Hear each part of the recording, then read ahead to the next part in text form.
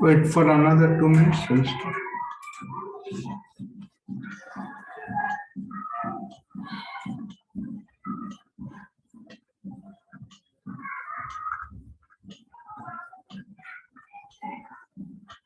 Usually one question comes from that types of operating system. Huh?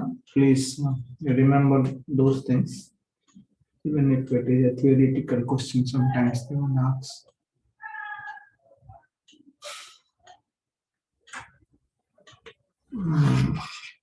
Other things are mostly understanding the things, and they may ask about the spooling.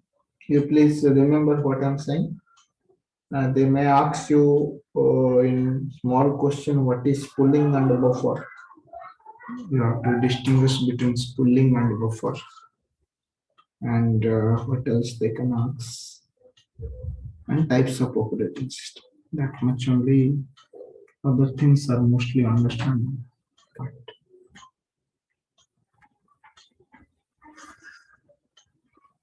It is 12:03. 1 more minute. Start.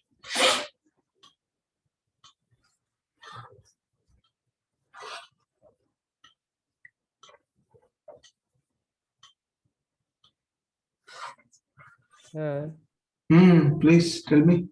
Sir एक doubt है कि sir ये operating system वाला course ये 3 credit score है 3 credit है क्यों sir ऐसे क्या करें 3 क्रेडिट थियोरेटिकल टाइप का थोड़ा हो गया तो इसलिए okay sir but we will cover almost everything will cover okay if sir. you do a little bit in the lab part no then my job will be little easier जो बता रहा हूँ आप अगर घर में थोड़ा कर लोगे जो जो एग्जाम्पल धीरे धीरे मैं बताऊंगा यहाँ पर if you can do it in your home then no need for extra classes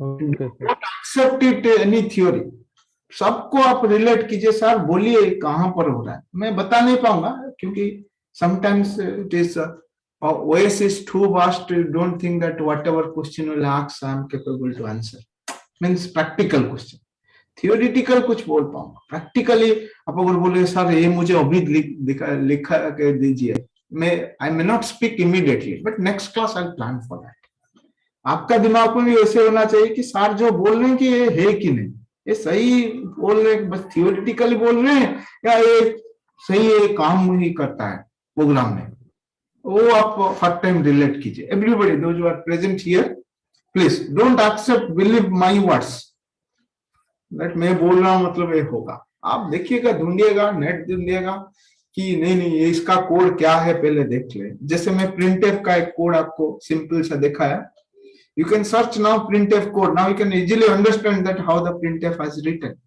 वो percentage s, percentage d क्या कैसे distinguish कर रहा है? You can clearly understand. So never you thought about that the printf is a very big code. Something, nothing. Okay sir. Like this you do it. I will be happy if you can do in this way. Yes sir. Fine. I will start with this. So last class we have covered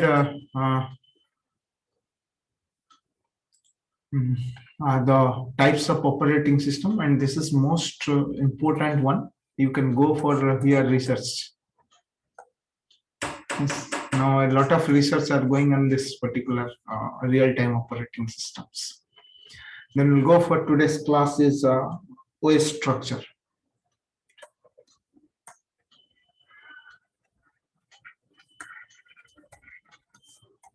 yes. So there are a few structures are available. One is called as the layer structure OS.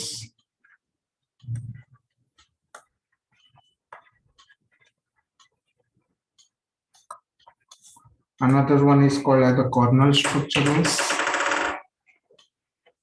Kernel structure OS. Another one is called as the client server structure OS.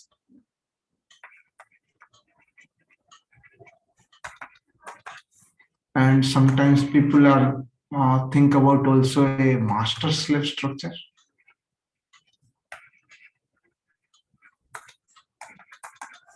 It looks similar, but really it is different.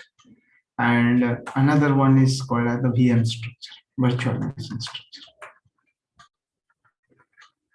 Yes, the current OS what you are using, this is a kernel structure. This Linux is basically using the kernel structure. And you can say, sir, this VM can be also used in any kind of these structures. But the first one is called as what is a layer structure. Little bit theoretical. This is for 10 minutes. Layer structure. This layer structure says that the whole OS will be divided into, the OS is divided into number of modules. Divided into number of modules. Yes, the modules means you can say processor is one module, memory is one module, device driver is one module, buffering kind of things is another module. So like this it will be divided. And each module provides certain services.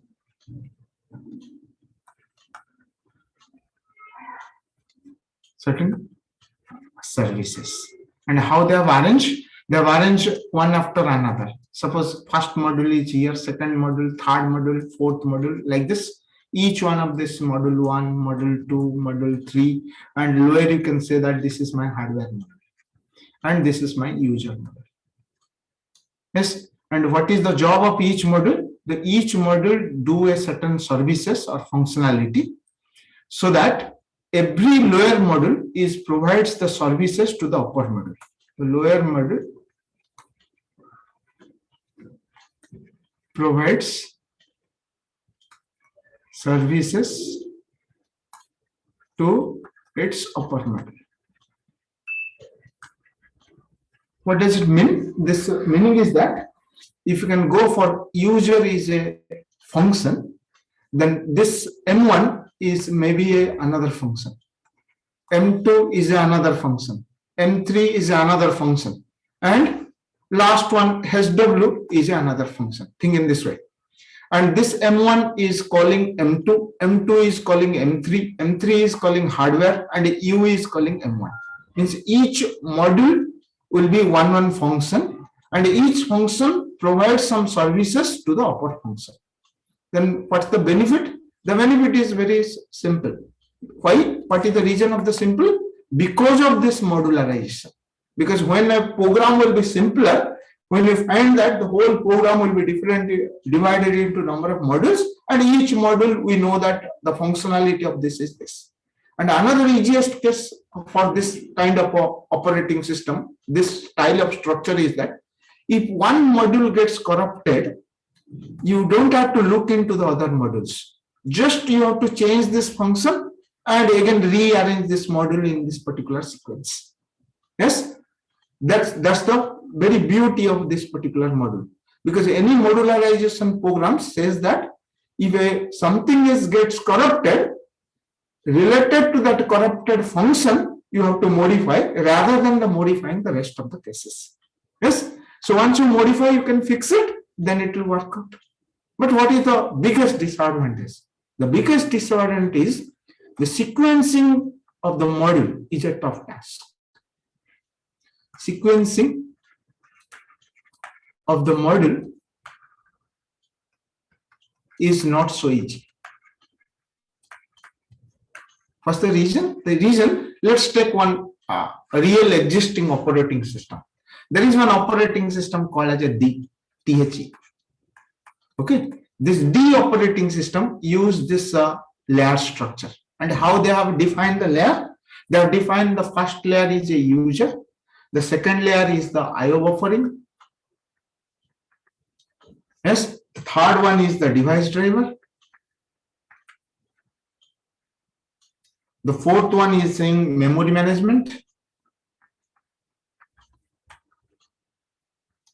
The fifth one is saying that is a CPU management or the process management, you can say. And last one is hardware. Yes, these are the one layers are present. And each layer has a one separate function, and each function is properly defined. But if you can see, look into it, This user requires a IO buffer. Why? Because when he wants to communicate with this IO devices, he needs a IO buffer. But you can say this IO buffer may be needed by this memory management. Why? Because the memory is also hardware. Then whether I have to keep this IO buffer here or I have to keep this IO buffer here. If I'm bringing this IO buffer here, then what is my device driver? So deciding this modules has to be placed in which place of this layer structure is really a tough task. That's why we are not use this kind of a structure nowadays. The next, because of this sequencing is difficult, then the thought about another kind of things is called as a kernel structure. Yes, then how they can avoid it? They have avoided by like this. So this is my hardware. On the top of the hardware, all kind of system related or operating system related things are there. Like you can say that IO management is there, file management is there, all are combined together. Okay, and memory management is there, and process management is there. All these programs are combined together in the second layer. In the third layer, okay, in this in this third layer, you can find basically the system programs,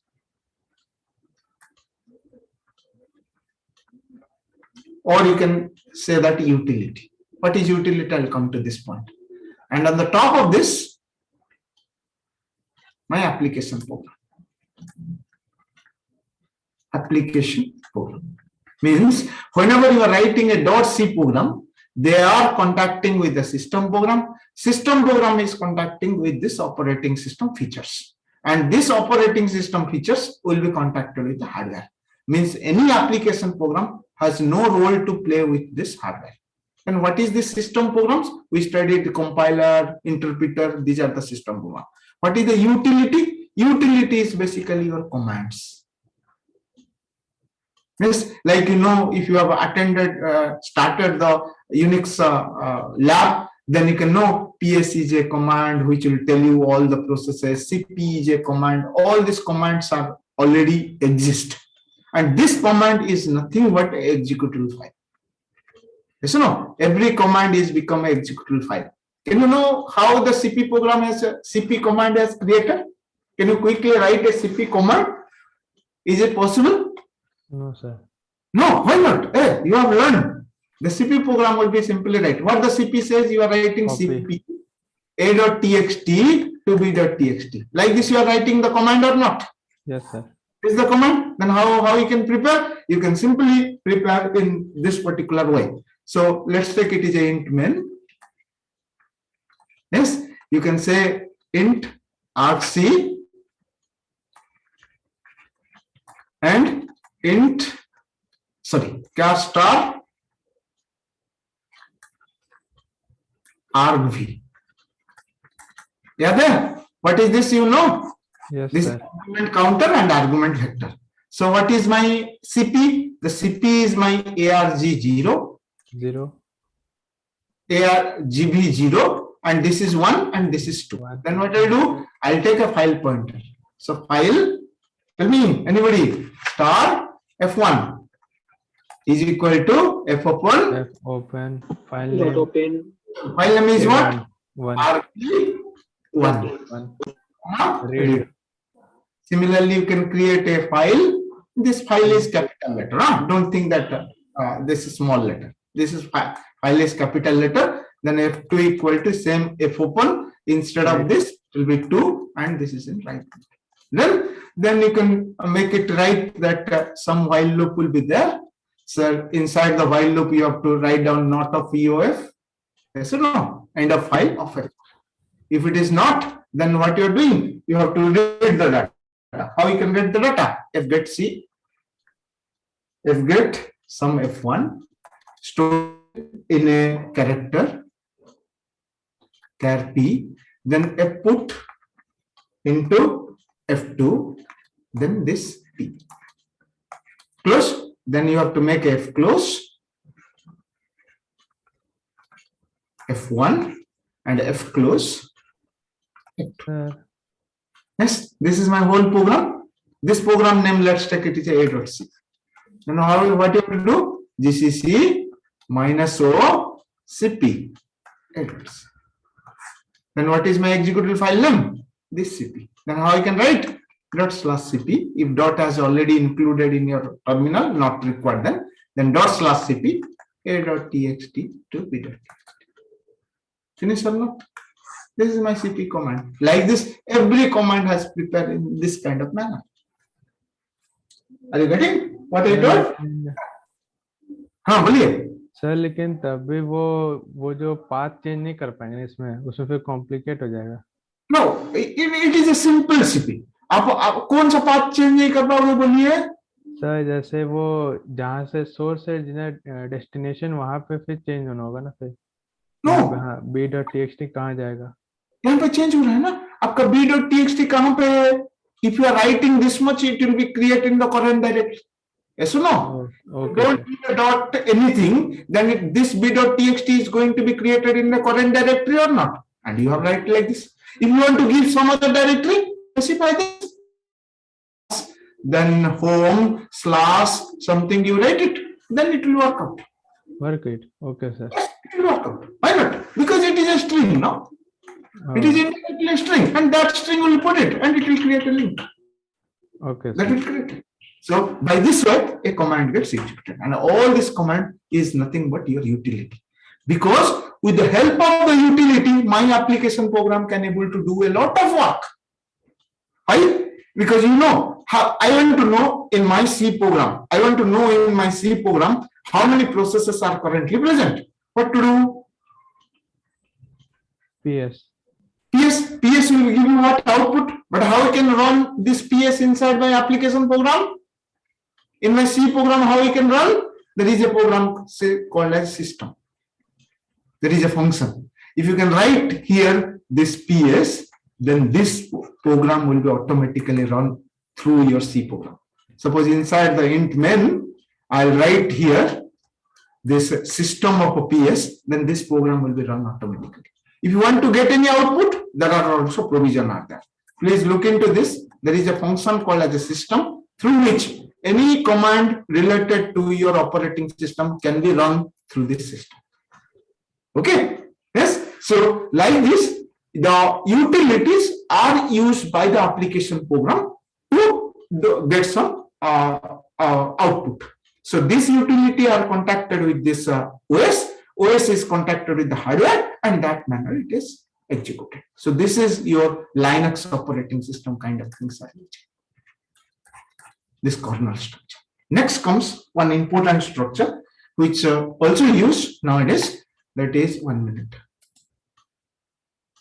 I told it is theory. Please cooperate. Then comes, this is a client server structure.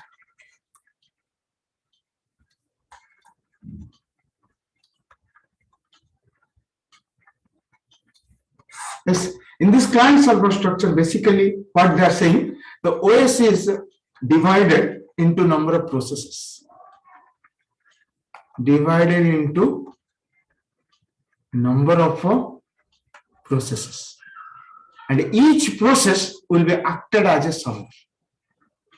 Acted as a server which provides certain services,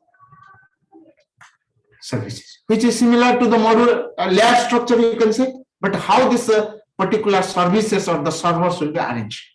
Since my OS is divided into two parts, one is called the user mode, one is called the kernel mode. The whole OS we have studied, there is a memory management, file management, IO management, all these things. All these things has to be present working in which mode? Kernel mode?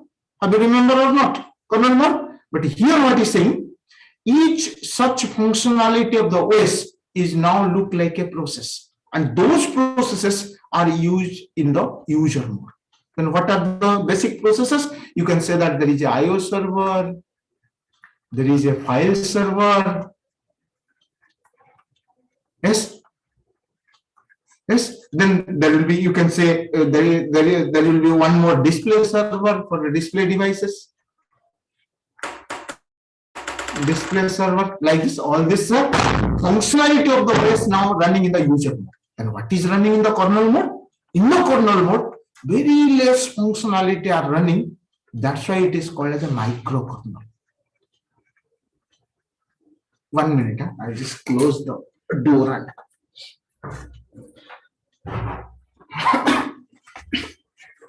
Yes, so this is a kernel. Then where the user application present, the user application is also present here.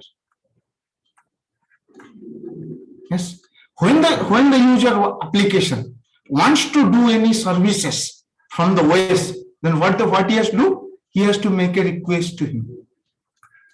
And what this microkernel's job, he will not do anything. Because why the name is called as a microkernel? Because here the functionality of this OS is now reduced. Because almost all the functionality is now present in the user level, and very little functionality which are actually necessary for the OS, they are keeping it in the microkernel. That's why they are saying in this microkernel, it is not a small kernel. Rather, you can say the kernel provides minimal functionality. Kernel provides minimal functionality. And what are the basic functionality it provides? The basic functionality it provides is the process management, mostly. The process management, process communication. Yes, because he is handling the processes here. Yes, this kind of functionality this microkernel provides.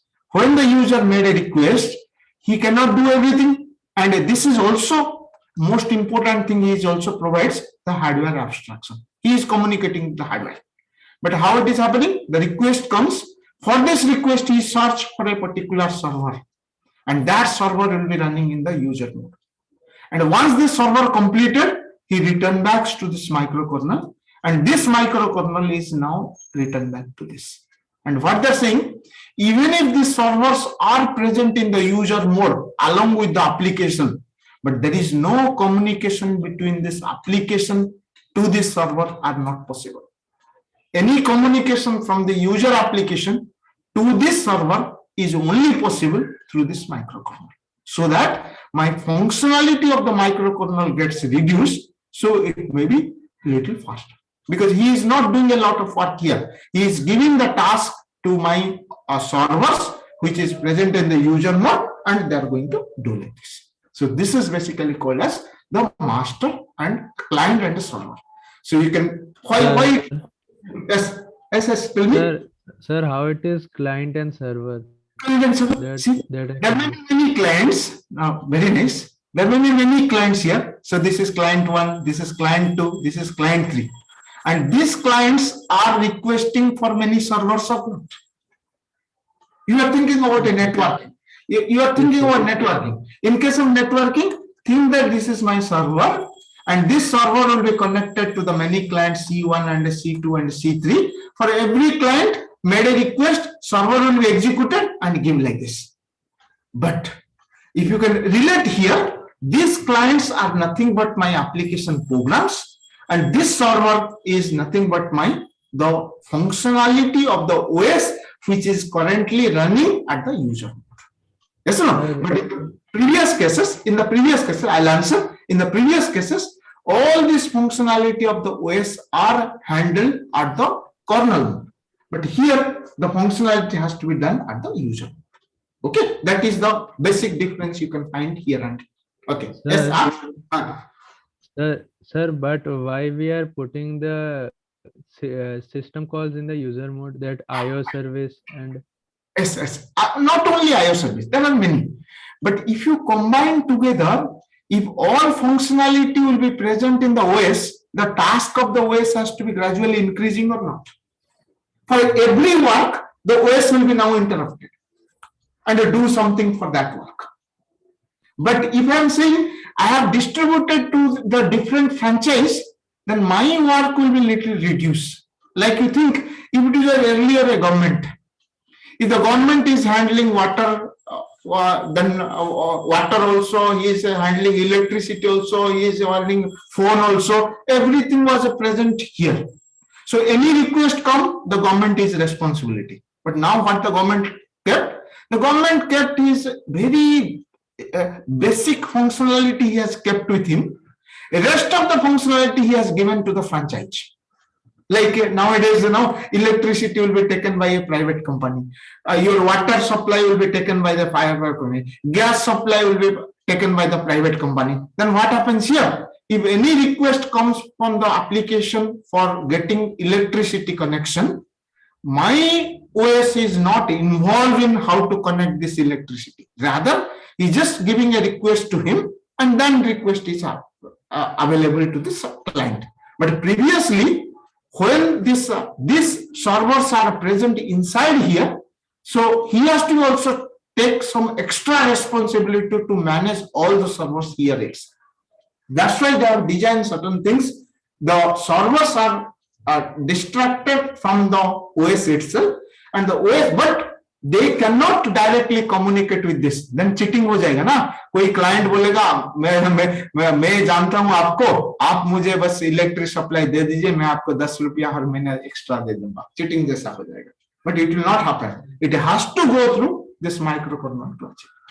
Okay, this is one client server. Sir, but the security is compromised till now.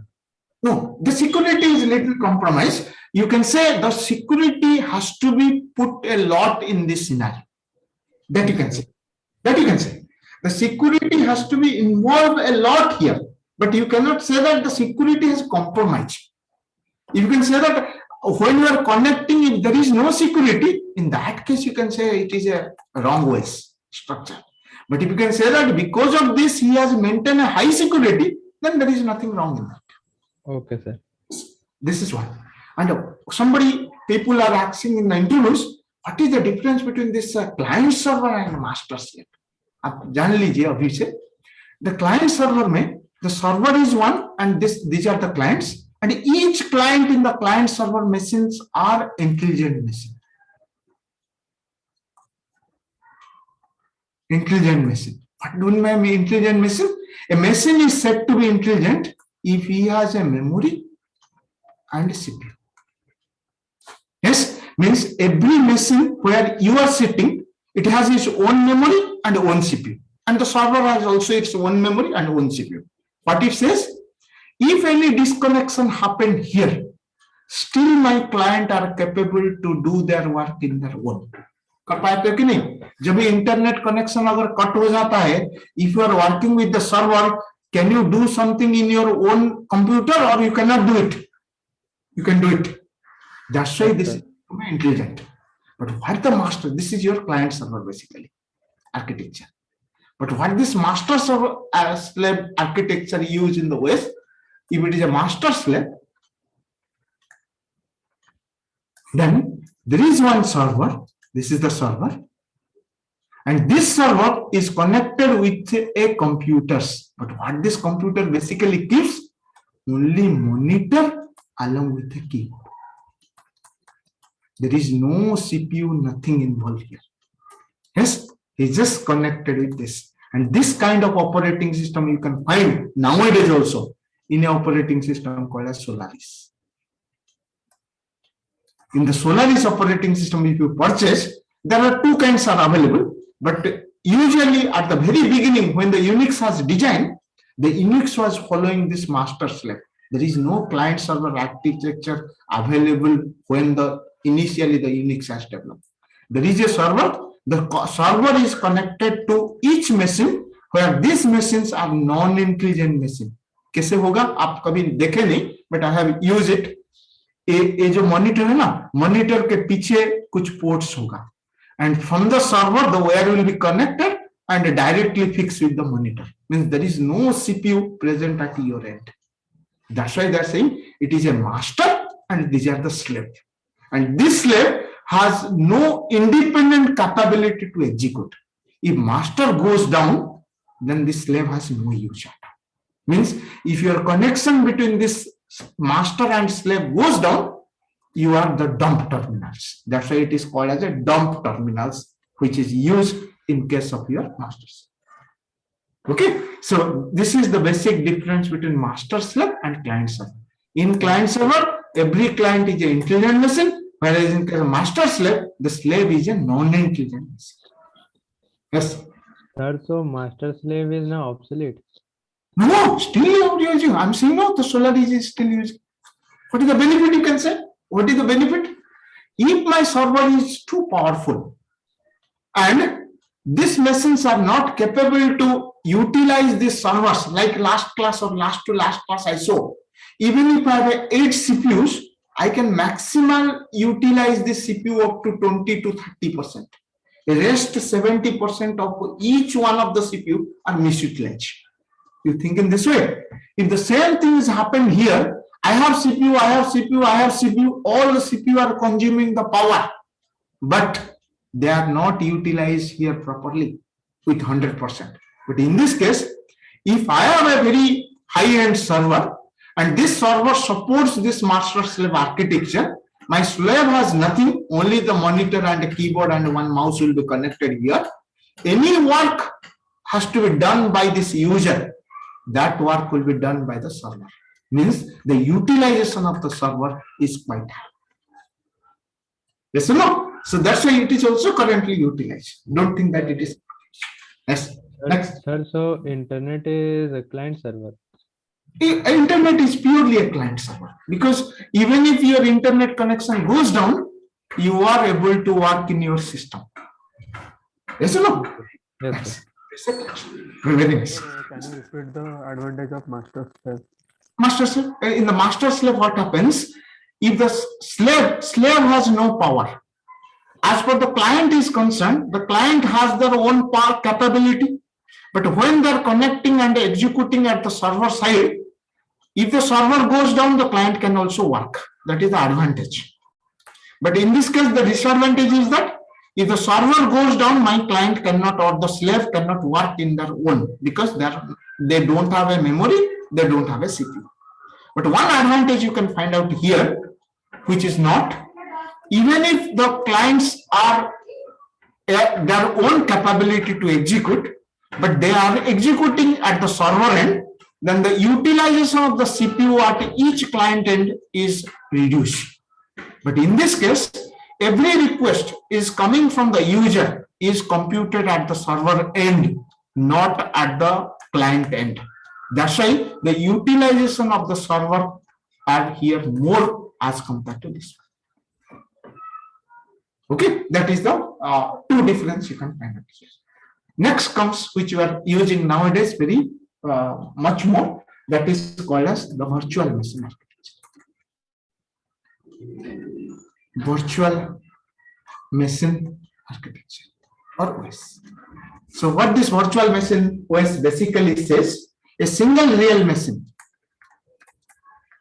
A single, why I am writing, because sometimes you may forget what I am saying, that's why I am writing. A single real machine appears to be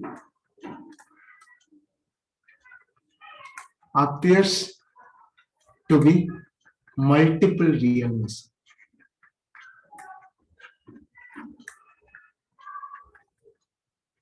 So this machine here we are thinking about OS. Then how it is working? In my system, if you can say, I have a hardware. On the top of the hardware, I have installed this Ubuntu. This is my OS. So this is my host OS. Yes. On the top of this, I install one software, that is my VirtualBox. And this VirtualBox, what is it? This is called as a virtual machine manager.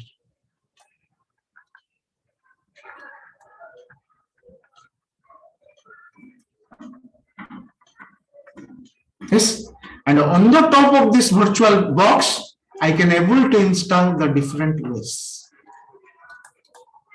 So this is OS 1, this is OS 2, this is OS 3, this is OS 4. And at the same time, all the OS are currently executed on the same hardware. So the advantage is what? the different process, different OSs are executed at the same time, and where it is necessary. Yes, one can ask that why you are using it. A general, one example can you give? Let's say nowadays you are using some kind of this what they're providing, the Amazon and other things. Where you are executing your AWS. programs. What? AWS kind of. AWS kind of. Containerized. Container. So what you are basically giving, the different users are giving a different kinds of request, and that is going to be executed by AWS. Now you think, if I am giving a request which has to be run in a Linux platform, another fellow is giving a request has to be run in a Windows platform, then whoever is providing these services, he has to be purchased 5 different machines. In one machine he has to be run a Windows, in one machine he has to be run a Mac OS, in another machine he has to be run a Ubuntu OS. Then all 3 requests of different users are able to handle by that company. But now what happens? I have purchased a single hardware. On the top of the hardware, I install different operating system, and all my operating system are executed at the same time using the same hardware. Using the same hardware means if any request comes from the user for which has to be run in different operating system, my single machine is capable to handle this. That is the biggest advantage what you are finding here. Then who is playing an important role? The important role is played here by this VMM. Because the VMM is designed in such a manner that my OS feels like he is working in the real hardware. But actually, this VMM is providing the support with the help of this Ubuntu along with the hardware. This is one style structure. In another style structure, in case of virtual machine, is in this manner. Yes. Sir. Sir, in the virtual machine, the kernel which is calling, sir, there it is a system call, sir. But when it is but sir, it needs the resources from the host machine, na. So in that context, it is in paging, na, that whatever virtual memory. It is a virtual memory. It has to be gone through this. The Ubuntu itself is also using virtual memory. He is also using a virtual memory. This virtual memory mapped to this virtual memory. This virtual memory actually mapped to actual hardware memory, and then it will start executing. Means there is a 2-step mapping is happening here. This is one case. Another case you might have not used nowadays. There is in the top of the hardware, I install a VMM. And on the top of the VMM, I'll install the operating system. Yes, sir. Yes, this is another style of structure for this virtual memory. This has one advantage, also disadvantage. This is advantage and disadvantage. What is this? In this case, the advantage is the accessing the hardware will be faster. Yes or no? Yes, sir. But the complexity of the VMM is quite high. But in this case, the complexity of the VirtualBox or the VMM is quite less. The reason is that because behind this, there is one existing operating system is already running. If it demands a function called a putc, if this putc can be handled by a printf in Ubuntu, then directly some putc to printf mapping is done, then the rest of the things will be done by the Ubuntu. He does not worry about these things. But in this case, the VMM has to be worried for each request coming from this each OS. Yes or no? But the advantage with respect to this, since it is directly connected, so obviously this will be quite faster as compared to this. And this VMM is usually called as the hypervisor.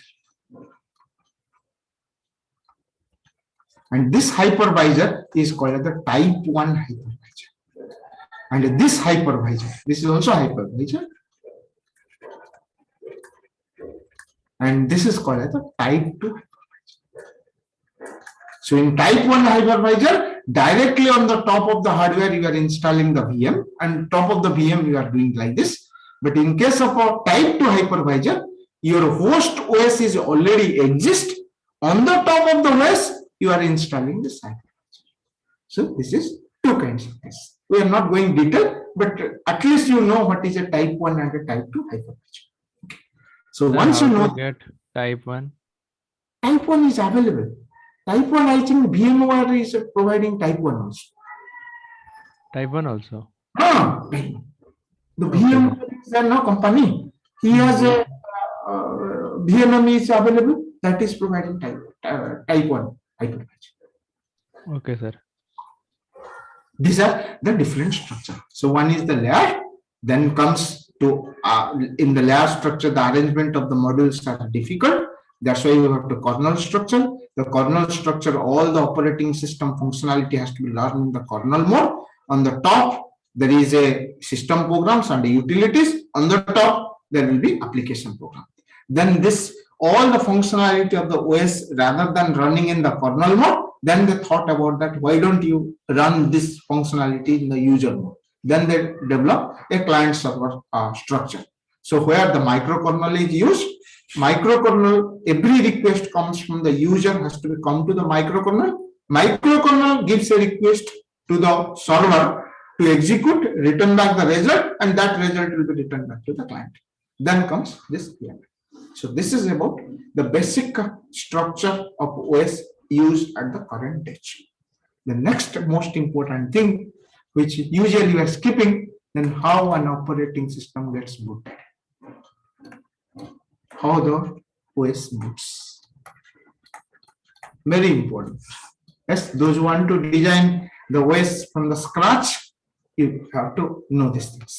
Yes, so how this OS boots. So I'll tell you the steps. I cannot go very detailed, but at least you can get an overall idea of this.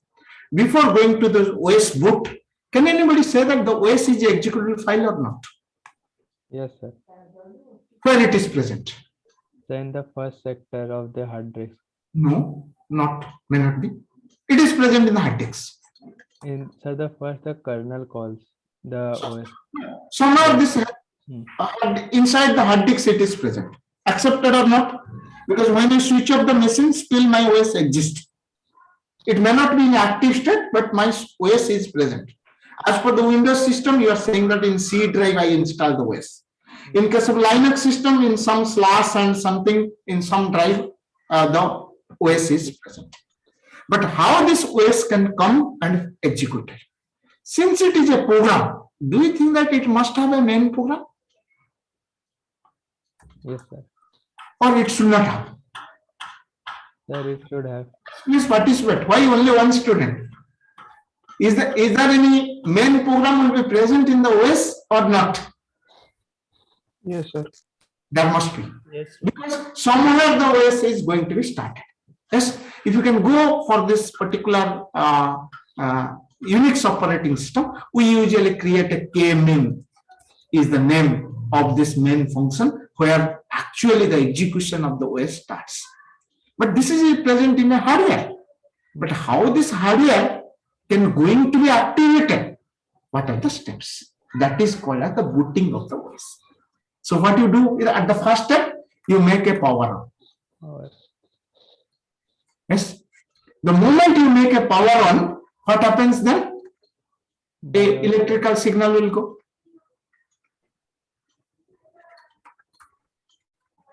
Signal will produce to whom? It will go to the motherboard. Yes, in the motherboard. And in the motherboard, the first thing is going to be executed. Then this motherboard, what it do? It has to be send a power OK signal. To whom? There is a part of the motherboard which is called as the ROM BIOS. Yes, this ROM BIOS is basically a program, and the BIOS means basic input-output system. Basic input-output system. This is a program. Okay, so first you click on the switch, signal goes, then the motherboard. Once the signal will be get supplied to the each part of this motherboard, then it will give a power OK signal. This is also electrical signal. Once this power OK signal received by this bias, ROM bias, actually this ROM bias is installed in a EPROM. Yes, EPROM, that is electrical programmable ROM are present, which can be erased time to time if you want. And in this program, you have to do two things. What he has to do first? First, he will call a program that is called as the post. This post means power on self test. On self test. ये कब होता है? आप जब भी शुरू करते हो ना, आप देखोगे आपका स्क्रीन में ना, आपका स्क्रीन में यहां दिखाएगा 290 GB RAM, yes sir, monitor XYZ monitor, ऐसे दिखाता है कि नहीं? और यहां पर थोड़ा दिखाता है कि एस्केप की काइंड ऑफ थिंग्स, और यहां पर एक एनर्जी सिंबल जैसा दिखाता है। याद है? जब भी आप स्विच ऑन करते हो ऐसे दिखाता है कि नहीं आपका स्क्रीन में? Yes, यहाँ पर कुछ ऐसे लिखता है and so this part is done by this power on self test. कौन करता है? जो बायस बोल के एक प्रोग्राम है, कहां पर है? ए रोम में। And the moment the motherboard starts now, this program will be fast executed. So when it starts executing, it's first work is power on self state. What is the meaning of power on self state? He has to be verify whether each device connected to this motherboard is getting power properly or not, and mostly he will verify the memories. Yes, memory and CPUs, because unless until my memory getting power, nothing is going to be wrong. So once he will be identify that all the devices are getting power, then it will be reply back again to the BIOS. Yes, it will be written like a program returns, it will be written this. Once this program return back to the BIOS second job starts. So first job is he will be verify whether the peripheral devices are available or not. All peripheral devices connected to the motherboard are currently getting power or not. आप देखोगे हर time पे जब भी start करोगे, हर एक device का जो अगर एलईडी होगा थोड़ा थोड़ा ब्लिंक कर जाएगा। Once it is blinked, now your next screen started, where it is showing something, whether Ubuntu load करोगे या Windows लोड करोगे, इस टाइप का दिखाता है। वो कब आता है? Immediately once this post is written back, then this post search for a master boot record. यहां इंपोर्टेंट है, इसको याद रखिए। ये मास्टर बूट रिकॉर्ड क्या होता है? Then it will search for a master boot record. Master boot record क्या होता है? इन योर बूटिंग डिवाइस क्या है? Sometimes when you start this now, he will ask आप फ्लॉपी ड्राइव से बूट करोगे या पेन ड्राइव से बूट करोगे या हार्ड डिस्क से बूट करोगे। कभी कभी दिखाता है ना, आप F11 या कुछ आप प्रेस कीजिए, आपको दिखाएगा from which hardware you start booting. Suppose you have already floppy drive और you have a hard disk, क्योंकि हार्ड डिस्क के अंदर सब कुछ है। So I want to start from the hard disk, and inside the hard disk there is a part called as a master boot record, and उसको बोलते हैं कि बूट सेक्टर। बूट सेक्टर कहां पर होता है? Because your hard disk like this, actually it is like this. Yes, SSO के divide होता है. Yes, each one is called as a track, and this particular part is called as a sector. Yes, इसको बोलते हैं sector. Yes, ऐसे आप जैसे previously record player होता था ना, record player में देखिएगा ये एक सर्कल जैसा ऐसे होता है, and each circle is divided. And each this part is called as sector, and in the top circles, one sector called as a 0th sector. Yes, the 0th sector. This 0th sector is usually size will be 512 bytes. Yes, and in this 512 bytes, a particular program is there that is called as a bootloader. Yes, this bootloader is called as a bootloader. Yes, this bootloader is called as a bootloader. Yes, this bootloader is called as a bootloader. Yes, क्या होता है, आपका जो master boot record ना कहां पे होता है, in your hard disk, bootable hard disk, there is a in the top circle or the top track in 0th sector, you can find the size of the sector will be 512 bytes, and in this 512 bytes some program will be there, and that program is called as a bootloader. आप कभी कभी देखोगे ग्रॉब बोल के एक error आ रहा होगा, या ग्रॉब बोल के एक है, the ग्रॉब इज ए bootloader, ठीक है ना, वो कहां पे होता है, यहां पे होता है, but it is still in the hard disk. वो क्या करेगा, द बायस का काम है, this particular boot loader now has to be bring it to my memory, ये है आपका रैम। यस, ये वाला पार्ट रैम में आएगा, कौन करेगा, ये मास्टर बूट रिकॉर्ड का काम है, it has to be bring this record to, BIOS का काम है, it has to be bring this record to this memory. Then कैसे उसको पता चलेगा कि ये सही है कि नहीं, this 512 bytes which you are saying that it is a bootloader, this 512 bytes का जो last 2 bytes होगा, yes 2 bytes, this will be written as a 55AA, yes, मतलब ऐसे लिखा होगा 01010101 5 and 5, A का जो 65 जो की होगा यहां लिखा होगा, यहां लिखा, and these 2 bytes if it is present here means it is a valid bootable devices. Are you getting my point?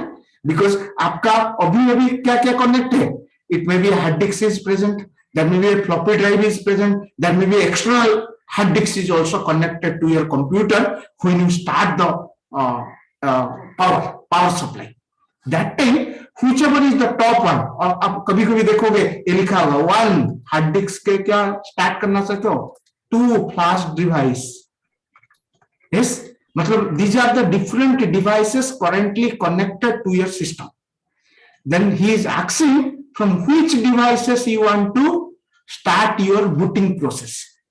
If you choose nothing, then the default is this, then what you do, your BIOS will be go to this device's 0th sector, checking first whether the last 2 byte will be 55AA or not. If it is not 55AA, immediately it will go to the flash drive, again checking whether this flash drive, this 0th sector has 55AA or not. If not, then go to next. If nothing is found, he is saying no bootable device is available. If he is finding somewhere, means he identify that my proper bootable device is present here.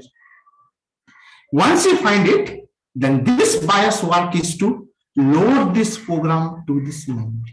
Means this master boot record is loaded into the memory. Now the question comes that where it will be loaded? Because my RAM is a big RAM, then where it will be loaded? And how my CPU knows that even if it is loaded in my RAM, where to start?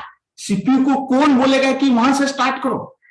Please remember, in every operating system, those who are currently present, they are following a single rule. What is that rule? The rule is when a master boot record or bootloader is found, that has to be loaded in a location called as a 7C00.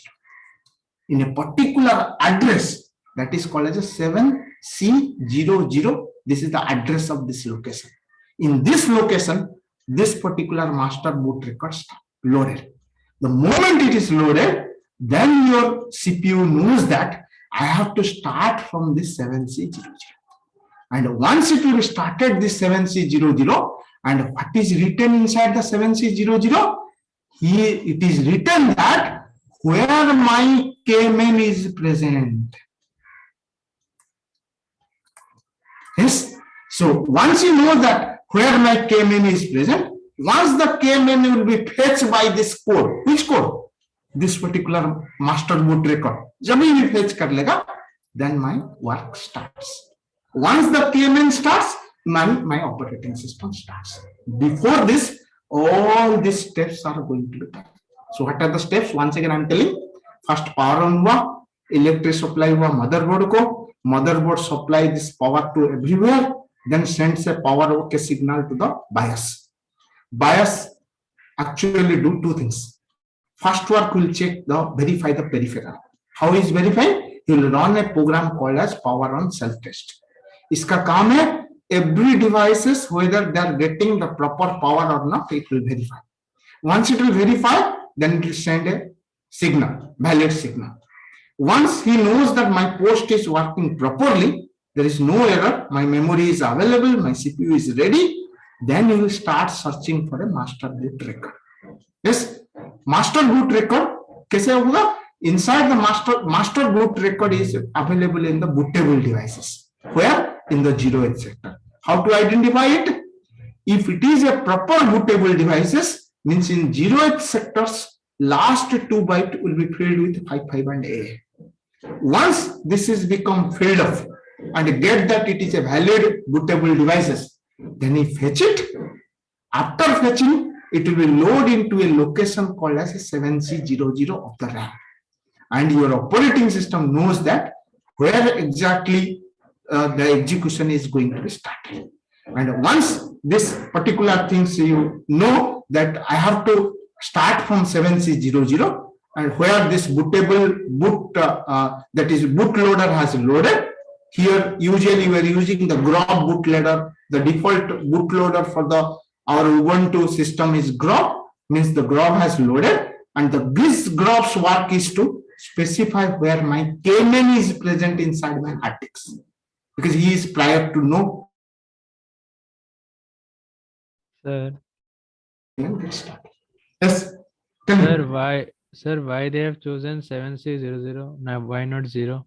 That is no. Why not 0? Because that's judge. Because before this, there are many graphics devices already memory has occupied. क्यों ऐसे बोलोगे? ये load होने से पहले आपका screen में कुछ दिखा रहा था या कुछ नहीं दिखा रहा था? दिखा रहा था. वो कैसे? वो कहां से आ रहा है? मेमोरी से तो आ रहा है ना. So before this, he has to be load many such things like graphics drivers, all these things he has loaded already, preloaded. Once it is loading these things, my operating system start loading from this onwards. And if you can look at it, exactly it is happening. I'll just share with you so that you can know. You can see this here. The BIOS loads this code from the first sector of the hard disk into the memory of the physical address called as 7C00. And there is an instruction pointer, and he set the instruction pointer. Instruction pointer means the CPU has a register called as a IP. IP में जो address लिखा होगा, CPU वहां से शुरू करेगा काम. Since IP has written 7C00, it has to start. And if you can go to the ASM file where the execution starts, 7C00 where the actual starting time. And then the rest of the things will be done. Yes, and if you can look at it, here the starting function is called as a bootman. There is a function called as a bootman. यहाँ पर एक होगा, एक यहाँ में once my start is called, no? Once my start is called, that is start में यहाँ लिखा है start. Yes, once the start gets called, then the next step is called bootman. So who is calling these things? These things has to be called by your, that is bootloader. So bootloader का जब bootman जब call हो गया, this is my starting function of this particular x86 यहाँ से, and यहाँ से आपका बोल दीजिए start का काम शुरू हो गया. Because once a bootman is a function जब भी शुरू हो गया, then it's start gets started. And before these things, I have not checked. Somewhere the start and other things has to be also initialized. Yes, here. Just see. Yes, this start segment is directly initialized at this place. That's why he can able to start this particular movement. This is the process. Okay. So little bit understood. Yes, कैसे काम करता है? वो जब तक आप खुद नहीं लिखोगे तो पता नहीं चलेगा, but at least overall you can say this is happening. तो आपका दिमाग में आ जाए कि ये जो bootloader है एक स्मॉल प्रोग्राम है, ग्रॉब है स्मॉल प्रोग्राम. ग्रॉब बोल पाओगे आप? ग्रॉब क्या क्या दिखाता है आपको आपका स्क्रीन में? Yes sir. क्या कर्नल, दिखा कौन सा देगा? कर्नल अभी ऑन करना है? कौन सा कर्नल बोलते हैं ना, आपको विंडोज स्टार्ट करना है या सोलारिस या उबुंटू स्टार्ट करना है, वो वाला काम भी ये दिखा देगा। Once you identify this, then it will do this. And there are also different kinds of bootloader. One phase bootloader, two stage bootloader, one stage and two stage. Previously क्या था कि आपका ऑपरेटिंग सिस्टम का functionality कम था, the devices are also less. That time a small bootloader can be worked out the whole thing properly.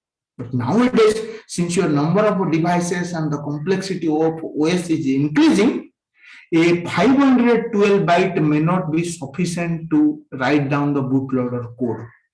इसलिए वो दो ऐसे ले लेते हैं, 512 and another 512, and उसको बोलते हैं कि फर्स्ट 512 को लोड कीजिए, that is the first stage, and this 512 में कोड होगा जो कि सेकंड 512 को फिर से लोड करेगा, that is the second stage bootloader. That's why nowadays you are not using a single stage bootloader, rather you are using a two stage. So in this manner it is working. And most important memory location is 7C00. Yes, आज भी आप 7C00 के बारे में net से पढ़ पाओगे, how important it is. Yes, that's right. So next class. Sir, can we directly edit that bootloader? कहाँ पे ऐड करोगे? सर अगर कोई करप्ट हो गया बूटलोडर तो लास्ट में उसको 55A डाल सकता है? यहाँ पे मैं बोला ना, आप बूटलोडर को फिर से इंस्टॉल कर पाओगे, क्योंकि ये जो है ना बायस, द बायस है जनरल रोम में नहीं होता है, ये इलेक्ट्रिकल इरेजेबल रोम में होता है। मतलब there is a provision to change the BIOS, if you are able to change the BIOS first, and इसको भी जो इंस्टॉल करते हो कैसे करते हो, कोई बोल पाओगे? वो पूछ रहे हैं कि इस पार्ट को कैसे चेंज करोगे? सर अपडेट ग्रुप करते हैं। हाँ, अपडेट ग्रुप करने से नहीं होता है, हम क्या करते हैं, एक फ्लॉपी ड्राइव या पेन ड्राइव को ले लेते हैं, याद है ना, उस पेन ड्राइव में आप बूटेबल डिवाइस बनाते हैं, याद है, बूटेबल पेन ड्राइव बनाते हैं, बोलते हैं बूटेबल पेन ड्राइव। मतलब क्या है, उस पेन ड्राइव का 0th सेक्टर में एक अच्छा वाला बूट लोडर को डाल देते हैं। सर मतलब कॉपी करके उधर डाल देंगे? ओनली कॉपी होता है, ओनली कॉपी।